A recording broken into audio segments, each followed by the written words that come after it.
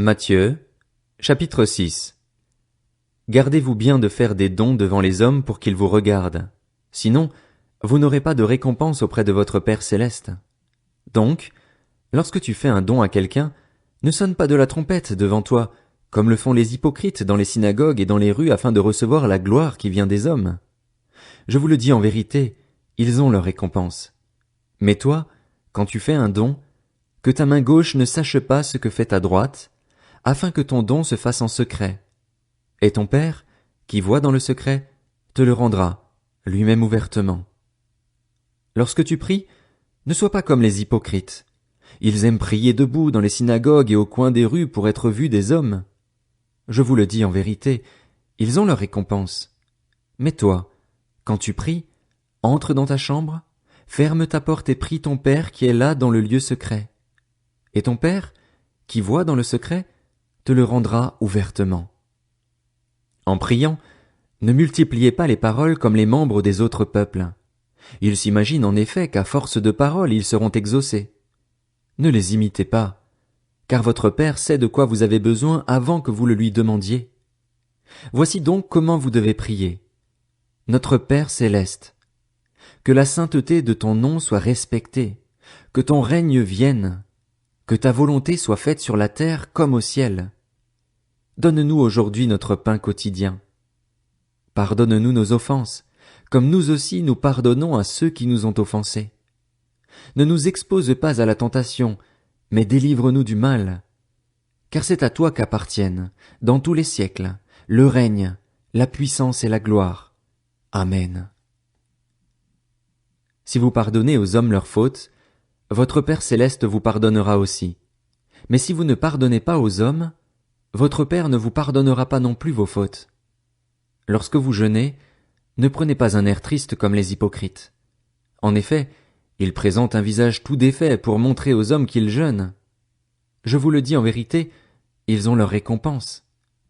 Mais toi, quand tu jeûnes, parfume ta tête et lave ton visage afin de ne pas montrer que tu jeûnes aux hommes, mais à ton Père qui est là dans le lieu secret. Et ton Père, qui voit dans le secret, te le rendra. Ne vous amassez pas des trésors sur la terre, où les mites et la rouille détruisent et où les voleurs percent les murs pour voler, mais amassez-vous des trésors dans le ciel, où les mites et la rouille ne détruisent pas et où les voleurs ne peuvent pas percer les murs ni voler. En effet, là où est ton trésor, là aussi sera ton cœur.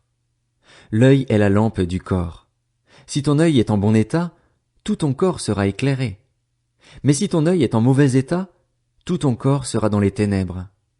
Si donc la lumière qui est en toi est ténèbre, combien ces ténèbres seront grandes?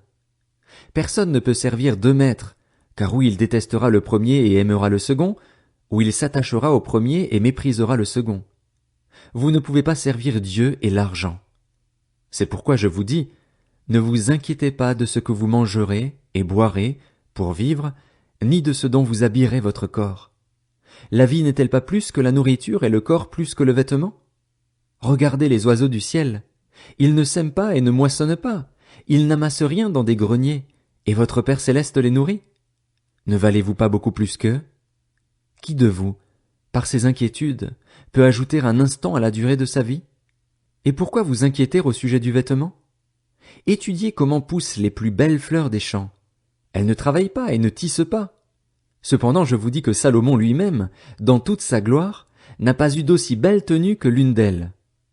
Si Dieu habille ainsi l'herbe des champs, qui existe aujourd'hui et qui demain sera jetée au feu, ne le fera-t-il pas bien plus volontiers pour vous, gens de peu de foi? Ne vous inquiétez donc pas et ne dites pas « Que mangerons-nous? Que boirons-nous? Avec quoi nous habillerons-nous » En effet, tout cela, ce sont les membres des autres peuples qui le recherchent. Or, votre Père céleste sait que vous en avez besoin. Recherchez d'abord le royaume et la justice de Dieu, et tout cela vous sera donné en plus. Ne vous inquiétez donc pas du lendemain, car le lendemain prendra soin de lui-même. À chaque jour suffit sa peine.